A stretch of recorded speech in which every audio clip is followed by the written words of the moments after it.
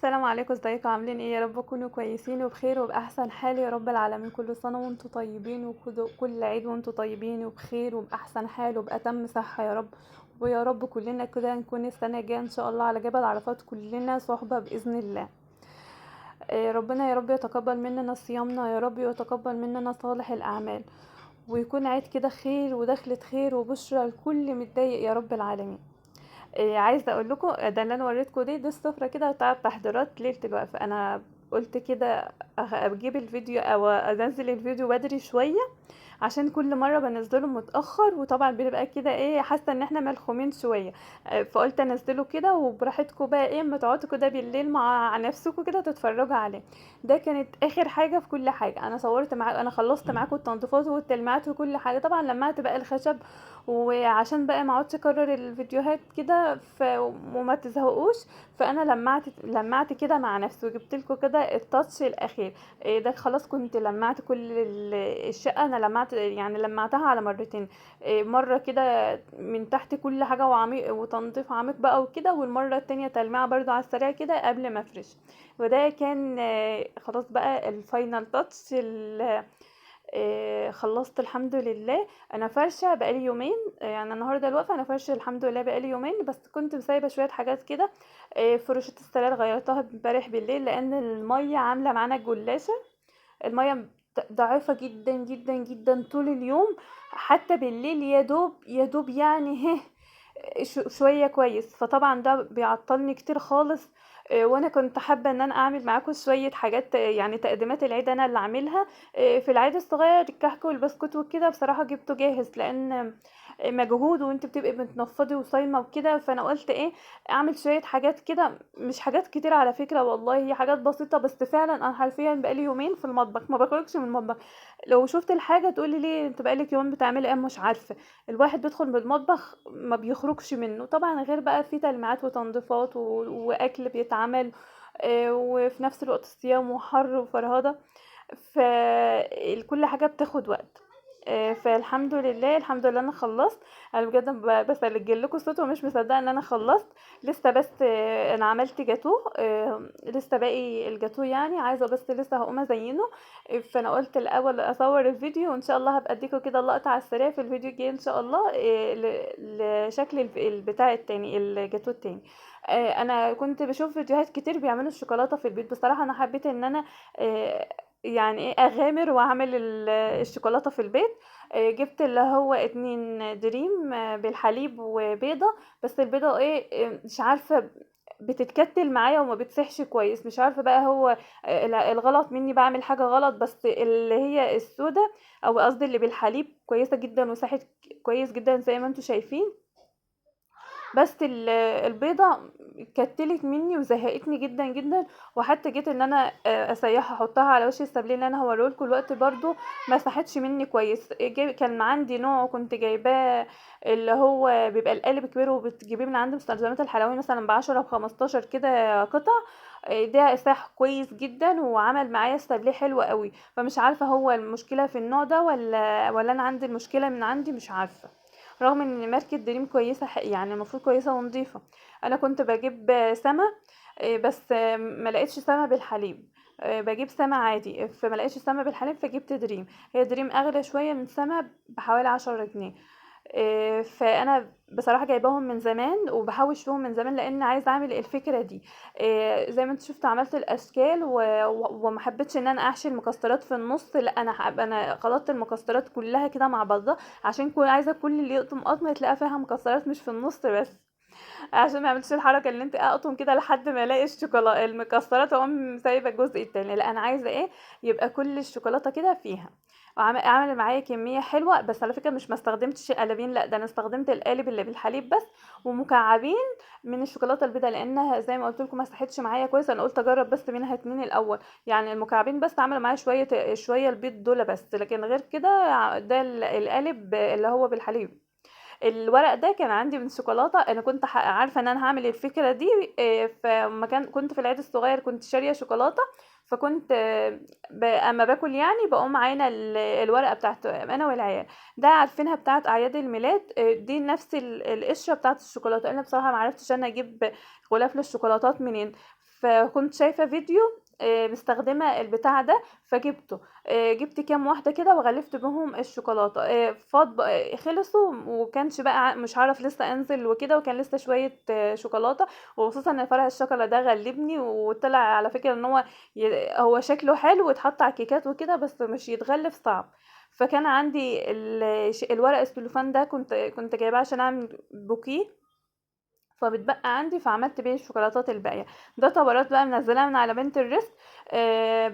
وعملتها في المكتبه على ورق ستيكر، اسمه ورق ستيكر. عامله الورقه بخمسة او بعشرة، بخمسة تقريبا. انا عامله يعني ورقه ورق ستيكر ده، وطبعا كتبت عليه كل الاسماء. المشكله بقى اللي انا كنت كتبت الاسماء على ورقتين عشان يعملهم لي في ورقه واحده، واتلخبطت وخليته وعمل، يعني هو تقريبا اللي اتلخبط مش عارفه، وعمل لي يعني الورقه على مرتين. يعني نص الاسماء ما اتعملتش، فمعرفتش اعمل كل الاسماء. جيت ابص بعد ما روحت لقيته عامل يعتبر الورقتين، عامل الورقتين نفسهم آه، بنفس الاسماء، فمعرفتش ان انا اكمل كل الاسماء. زعلت جدا لان كنت مختاره كل الاسماء بتاعه الاطفال بتاعه العيله، وكنت عاملاها عشان الولاد بيفرحوا بالحاجات دي، وانا كنت حابه ان انا اعمل حاجه مختلفه. آه، بس للاسف يعني ما عملتش كل الاسماء. ده كميه الشوكولاته غير الشوكولاته اللي انا حاطه في ظهرها الاسماء كام واحده كده، يعني الاسماء طلعت فيها مظبوطة. فطبعا جاء عندي يعتبر نص ورقة كلها أسماء متكررة، فهتتركن للأسف. ده كل الكمية اللي عملتها معايا. كمية حلوة جدا جدا، وانا لسه بصراحة ما دقتهاش. ان شاء الله ما افطر هدوقها واقول لكم بقى ايه ان شاء الله في الفيديو الجاي. ايه رأيي؟ يعني حلوة ان انا افكر ان انا اعملها مثلا كل عيد، ولا فكرة مش كويسة؟ ان شاء الله لما ادوقها هقول لكم. بس انا شفت فيديوهات كتير جدا جدا عاملينها وعجبتني الفكرة قوي. الفكرة بس ان انا اللي انا كنت عايزة اضيفها ان انا هعمل شكل الخروف ده بالاسماء بتاعة الاطفال، وادي لكل طفل الشوكولاته بتاعته باسمه. الحركات البسيطه دي بتفرح الاطفال جدا. ده برضو يعني شبه باسكت كده صغنون بتعمليه من الورق. ده ينفع في التوزيعات لو انت عندك اطفال، او انت عندك حد عايزه تعيد عليه بفكره مختلفه. عجبتني الفكره قوي بصراحه. انا ما عملتش غير 3 بس يعني. كنت بجربها في شكلها حلو وشيك وعجبتني جدا. بتجيبي ورق اللي هو الورق الفرخ ده، كان عندي كنت بعمل بيه نشاط يعني للولاد وكده. والقطاعه دي بتعملي فيها المفروض ان هي ايه يعني شبه الفروه بتاعه الخروف. القطاعه الورده دي تعملي منها 2 وتعملي الورقه الاولى، وتجيبي ورقه كده يعني تقصيها كده شبه بالطول كده، وتقومي ايه لازقه عليها الورقه التانية، هتعمل لك شبه باسكت كده. وتقومي كمان مقطعه يعني ايه شبه ورقه كده بالطول، تعمليها ايد للباسكت. هي الفكره حلوه والله وعسوله قوي، وعجبتني الفكره يعني. فانا قلت ان انا اشاركها معاكم. هوريكم شكلها دلوقتي. الشكل النهائي بتاعها شفتوه اهي. وكنت عامله بقى من الستيكر برضو شكل تاني. بس كله ده في نفس الورقه. قطعته عشان احطه على يعني وش الباسكت كده. طبعا انت ممكن تجيب اللي هو شكل وش الخروف اللي هو الاسود ده وتعمليه. نيجي بقى للسابليه. السابليه ده سهل قوي قوي وطعمه تحفه، روعه روعه بجد. جربوه وباذن الله هيعجبكم. المقدار يعني مثلا لو انت عايزه تعملي كوبايتين دقيق، تعملي على كوبايتين دقيق كوبايه زبده ونص كوبايه من السكر. يعني المقدار دقيق نصه مواد دهنيه اللي هي الزبده وربعه سكر. انا عملت 4 كوبايات من الدقيق، عليهم كوبايتين من الزبده، وعليهم كوبايه من السكر ورشه فانيليا بسيطه. بجيب الاول حاجه السكر والزبده، واقوم يعني خلطهم مع بعض كده لحد ما لونهم يفتح بالمضرب، وبعد كده انزل عليهم بالدقيق بتاعي ورشه الفانيليا، واعجنهم واسيبهم كده في التلاجة 3-4 دقايق كده، وبعدين اطلعهم اقطعهم على فرن 180 من تحت، وممكن تاخدوا لون بسيط كده من فوق. عملت الجيلي اللي هو ملك كده الاعياد. العيد ما يبقاش عيد من غير الجيلي. وده كريم كراميل اللي انا بستخدمه من ماي وير. هو ب25. بيعمل لي 12 قالب. بصراحة حلو قوي قوي قوي، موفر عن اللي هو الاكياس الصغيرة. الاكياس الصغيرة يعني بيعمل الواحد بس بيعمل لي 4، ده بيعمل لي 12، يعني ده بمقام 3 من التاني.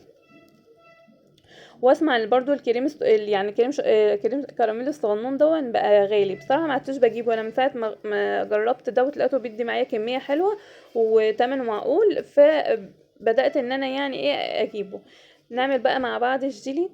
انا العيد كده بالنسبه لي ما يبقاش عيد من غير ما كاسات الجيلي تبقى في التلاجة. والكريم كراميل برضو، ده طقس من طقوس العيد.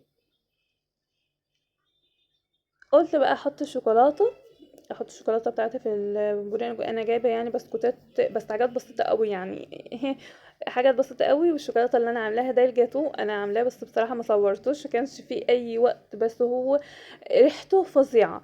لسه في بقيه الجاتو، اما اخلصه ان شاء الله هبقى اوريلكم في الفيديو الجاي. ده السابليه زينته بشوكولاته بالحليب برضو دريم، وشوكولاته بيضه بس عاديه، مش ماركه دريم، لان زي ما قلت لكم بتكتل كده.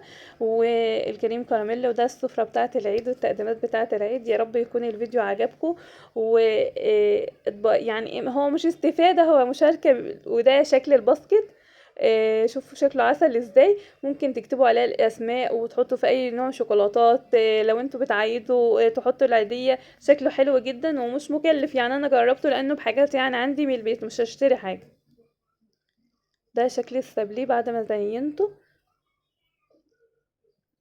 بجد شكله فظيع والطعم روعة روعة. وبدي معاكم كمية حلوة، لان بصراحة انا مش بعمل الاتنين في بعض، لا انا بعمل بسكوتة بسكوتة.